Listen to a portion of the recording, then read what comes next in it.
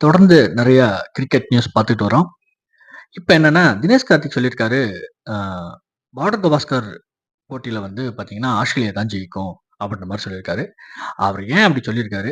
But இந்த border Gavaskar போட்டினா என்ன அப்படின்றத ஃபர்ஸ்ட் பார்த்துடலாம். அது பார்டர் கவாஸ்கர் அப்படிங்கிறது வந்து 2 லெஜண்ட் ஆஸ்திரேலியா லெஜண்ட்டும், நம்ம இந்தியன் லெஜண்ட் அவங்களோட பேரு. அவங்களோட அவங்கள கௌரவப்படுத்துற விதமா அந்த லெஜண்ட்க்கு 2 பேத்துக்கும் வந்து அவங்களோட பேர்ல வந்து கிரிக்கெட் ஆடிட்டு இருக்கோம். இந்தியால சில டைம் ஆடுது, சில டைம் ஆஸ்திரேலியாவோட ஆடுறோம். கிட்டத்தட்ட 1996லேருந்து இந்த விளையாடுறதுல கிட்டத்தட்ட ஒரு 16, 17 டைம் 16 டைம் விளையாண்டதுல இந்தியா வந்து ஒரு 10 டைம் ஜெயிச்சிருக்கு. ஆஸ்திரேலியா ஒரு 5 டைம்ஸ் ஜெயிச்சிருக்கு. ஆஸ்திரேலியா மண்ல லாஸ்ட் 2 டைம் நம்ம ஜெயிச்சிருக்கோம். தொடர்ந்து ஒரு மேட்ச் வந்து டிராவும் ஆயிருக்கு. இப்ப தினேஷ் கார்த்திக் வந்து ஆஸ்திரேலியா ஏன் ஜெயிக்கும் அப்படின்னு சொல்லியிருக்காரு அப்படின்றத பார்ப்போம். அவர் அப்படி சொல்லியிருக்காரா? எப்படி சொல்லியிருக்காருன்னு பார்ப்போம். அதாவது தொடர்ந்து வந்து ஆஸ்திரேலியா டீம வந்து 2 டைம் நம்ம ஜெயிச்சிருக்கோம்.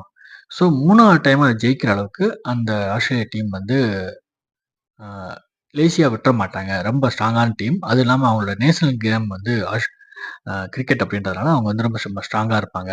அதனால தான் வந்து பேட் கமின்ஸ்க்கு, நார்தர்ன் லயன்ஸ்க்கும் வந்து ஓய்வு குடுத்து டெஸ்ட்டுக்காக தயார் பண்ணிட்டு இருக்காங்க அப்படின்னு சொல்லியிருக்காரு.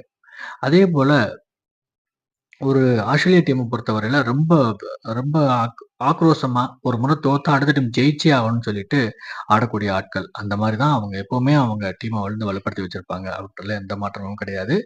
ஸோ இப்ப என்ன பிரச்சனை அப்டின்னா, 2 டைம் வந்து இந்தியா வந்து தொடர்ந்து ஜெயிச்சாச்சு. நம்ம அதேபோல 3வது டைம் அந்த ஊர்ல நம்ம ஜெயிக்கிறது அப்படிங்கிறது வந்து கொஞ்சம் பெரிய ரிஸ்க்கான ஒரு விஷயம் தான் அப்படின்னு சொல்லியிருக்காரு.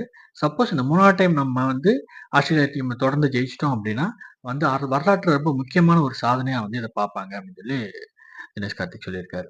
அது இல்லாம இப்ப ரீசென்ட்டா வந்து அந்த ஆஸ்திரேலியா டெஸ்ட்ட வந்து மைண்ட்ல வச்சு தான் வந்து ஃபாஸ்ட் பவுலருக்கு தகுந்த மாரி வந்து பங்களாதேஷ், இந்தியா மேட்ச்ல கூட பிட்ச் ரெடி பண்ணியிருக்காங்க.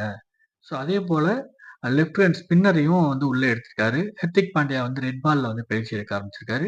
முகமது ஷமியும் வந்து பார்த்தீங்கன்னா, வந்துட்டாருன்னா இந்த டீம் வந்து இந்தியா டீம் வந்து ரொம்ப பலமான ஒரு டீமா இருக்கும். ஸோ அப்படி இருந்தா தான் வந்து ஆஸ்திரேலியா ஜெயிக்க முடியும். ஸோ அவ்வளோ ஈஸியா வந்து ஆஸ்திரேலியா ஜெயிச்சிட முடியாது அப்படின்றத அவர் வந்து அவரோட கருத்தா பதிவு பண்ணியிருக்காரு.